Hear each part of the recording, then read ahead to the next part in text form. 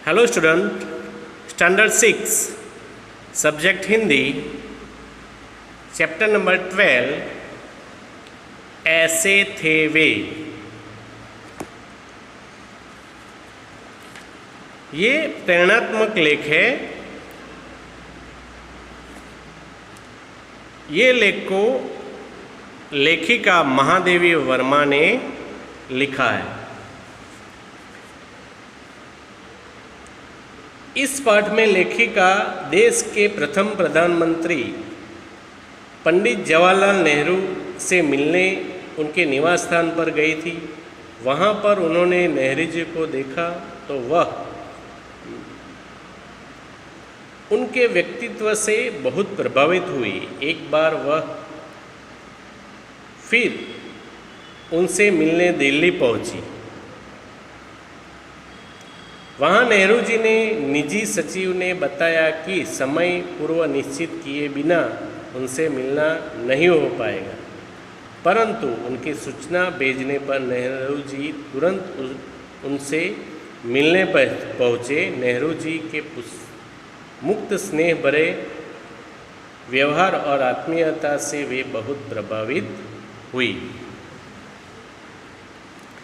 यह पाठ संस्मरण के रूप में जिसे सुप्रसिद्ध कवयित्री और लेखिका महादेवी वर्मा ने भारत के पहले प्रधानमंत्री पंडित जवाहरलाल नेहरू से अपने प्रथम साक्षात्कार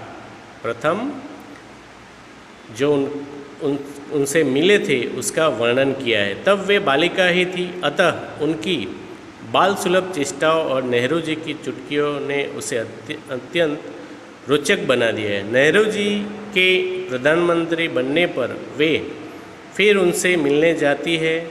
नेहरू जी के मुक्त स्नेह भरे व्यवहार और आत्मीयता से वो बहुत प्रभावित होती है। तो यहाँ हमारे इस पाठ में हमारे प्रथम प्रधानमंत्री पंडित जवाहरलाल नेहरू और लेखिका जब वहाँ मिलने गई तब का वर्णन किया गया है। पंडित जवाहरलाल नेहरू का जन्म 14 नवंबर 1889 को हुआ था।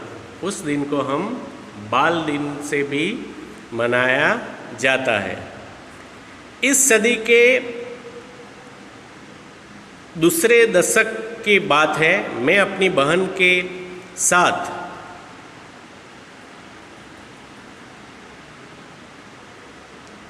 क्रास्थवेट गर्ल्स कॉलेज के छात्रावास में आई थी।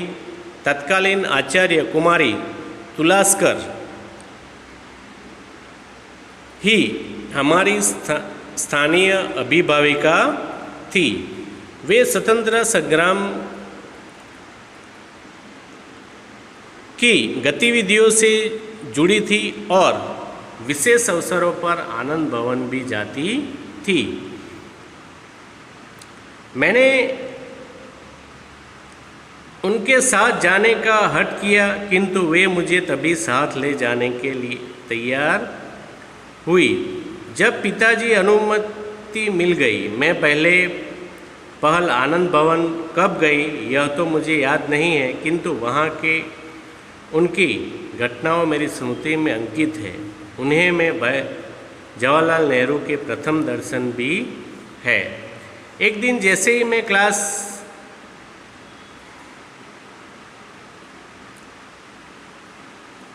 से बाहर आई, आचार्य जी को तांगे में बैठने के लिए तैयार पाया। तब छात्रावास जाकर पुस्तकें रखने और कपड़े बदलने का समय भी नहीं था।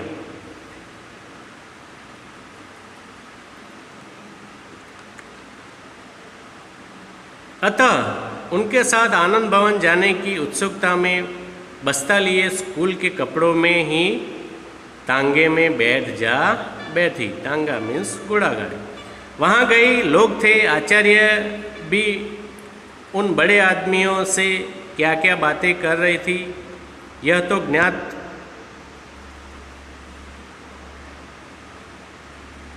नहीं, क्योंकि उस समय में वार्ता से अधिक वहाँ के दृश्य की ओर आकर्षित थी। उस दिन लौटते समय न जाने किस जल्दबाजी में बस्ता वहीं छोड़ बाहर आ गई। बस्ता मीन्स बैग। बरामदे की सीढ़ियों पर पहुँचते ही पीछे से सुनाई दिया, ये किताबें तुम्हारी। मुड़कर देखते ही मैं जहाँ की तहाँ खड़ी रह गई। बरामदे में खड़े भाई जवाहरलाल मेरे बस्ते को झुला रहे थे। मंझला कद, गोरा रंग, स्वच्छ खादी के परिधान, मैं दुबली पतली पर सशक्त काया, चौड़ा उज्ज्वल माथा, लंबा सा चेहरा, सीधी नाक, हंसी से भरे होठ, चमकते दांतों की पंक्ति, काली पुतलिया से युक्त आंखें, न बड़ी थी न छोटी, किंतु उनकी दृष्टि में एक विशेषता थी। सामने खड़े व्यक्ति को ऐसा लगता था मानो वे आंखें उसके पार कुछ देख रही हो। बस्ते का स्वामित्व मैंने सिर हिलाकर स्वीकार किया और उसे लेने के लिए हाथ बढ़ाया। उन्होंने सावधानी से बस्ता मुझे थमाते हुए बुकोटियों पर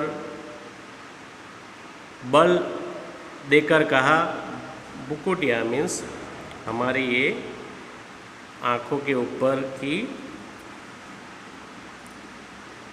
क्या बात है, किताबें फेंकती घूमती हो, पढ़ती क्या खाक होगी। भाई जवाहरलाल जी के मुख से क्या बात है, मैंने अनेक अवसरों पर सुना है और हर बार उस वाक्य पर हंसी आई है। मोटर दुर्घटना में मेरे पैरों की हड्डी टूट जाने पर भी उन्होंने कहा, क्या बात है, तुमने पैर ही तुड़वा लिया। मेरे कई महीने तो अस्त व्यस्त रहने पर भी टिप्पणी थी, क्या बात है, तुम अक्सर बीमार हो जाती हो। पर पहली भेंट के दिन उनकी डांट में बड़े कि छोटे के प्रति जो आत्मीयता थी उसने मुझे रुला दिया। 7वीं कक्षा के बच्चों में जितना कम ज्ञान होता है उतनी ही भावुकता अधिक होती है। किसी छोटी लड़की को रुला दिया, यह विचार ही उनके पश्चाताप के लिए पर्याप्त था। अतः मेरे कंधे थपथपाते हुए और किताबें सावधानी से रखने का उपदेश देते हुए वे मुझे टांगे तक पहुंचाने आए। मैंने उन्हें अनेक बार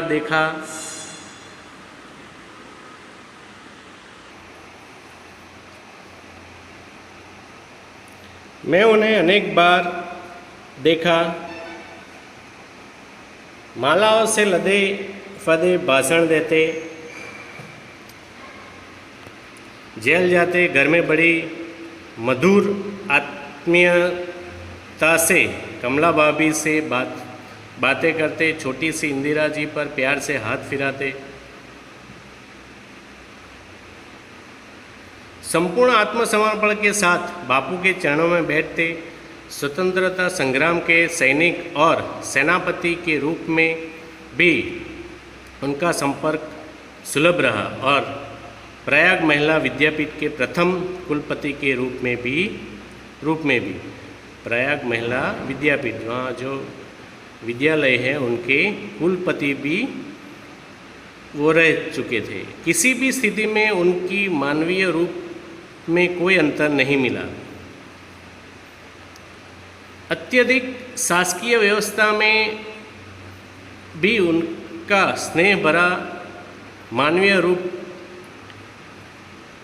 अक्षुण्ण ही रहा।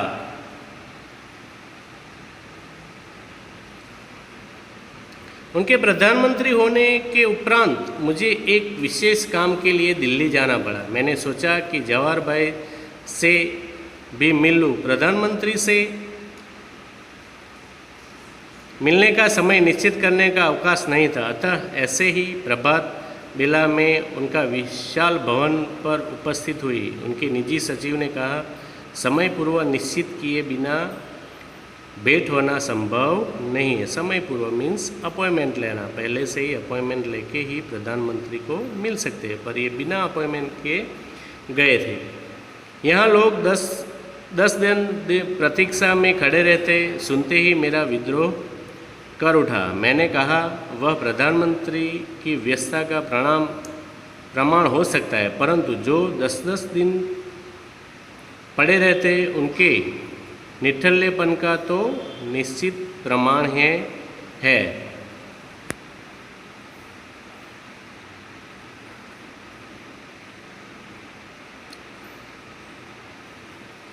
आप जाकर उन्हें सूचना देने का कष्ट करें कि प्रयाग से महादेवी आई है और उन्हें आज ही जाना है।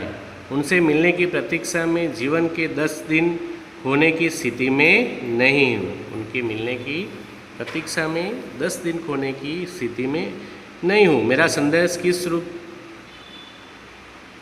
में पहुँचा या पता नहीं, किंतु जल्द ही भाई जवाहरलाल नेहरू तेजी के साथ जीने से उतरते दिखाई दिए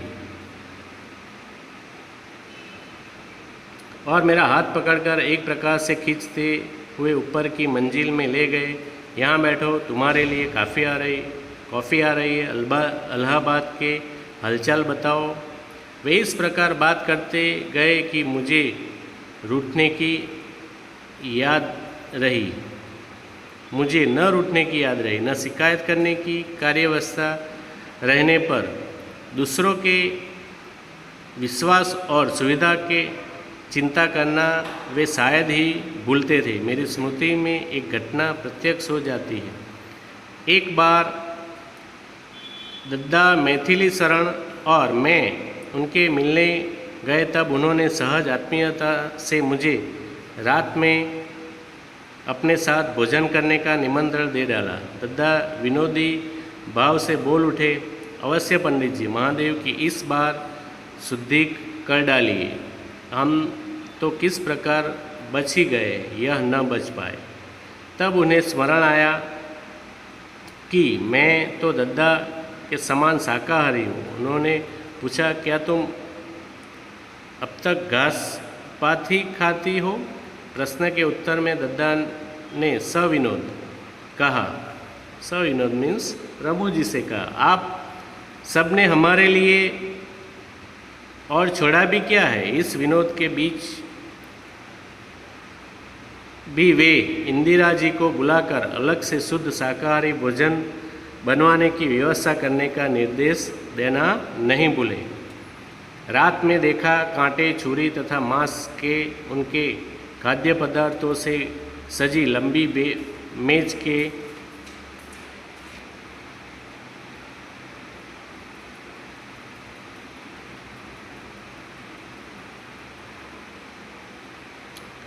एक और मेरे लिए कढ़ी, चावल, साग, दही आदि के कटोरिया से भरी चमचमाती थाली रखी हुई। उन्होंने जिस प्रकार मेरी इच्छा का ध्यान रखा था, उसी प्रकार वे मेज के शिष्टाचार की ओर भी सतर्क थे। उन्होंने हंसते हुए मेरी थाली अपने पास रखवाई और अत्यंत आत्मीयता से मुझसे कहा, जो तुम नहीं खाती हो उसे दूसरों को खाते देख नाक बो मत चढ़ाना। अच्छा, आम काटने की कला में उन्हें विशेष प्रवीणता प्राप्त थी, जिसका प्रदर्शन कर वे अपने अतिथियों को विस्मित कर देते थे। चाकू से कलमी आम को एक ओर से चीरकर बड़ी सफाई से उसकी गुठली बाहर निकाल देते थे और आम साबुत सा ही दिखाई देता था। व्यक्तिगत संबंधों की स्वीकृति और निर्वाह में उनके साथ तुलना में ठहरने वाला व्यक्ति बहुत ही कम है। जीवन मूल्य: श्रमशील बनना, बड़ों का आदर, छोटों का प्यार, स्वयं के लिए सिद्धांत निर्माण। सो स्टूडेंट, ये था चैप्टर नंबर 12।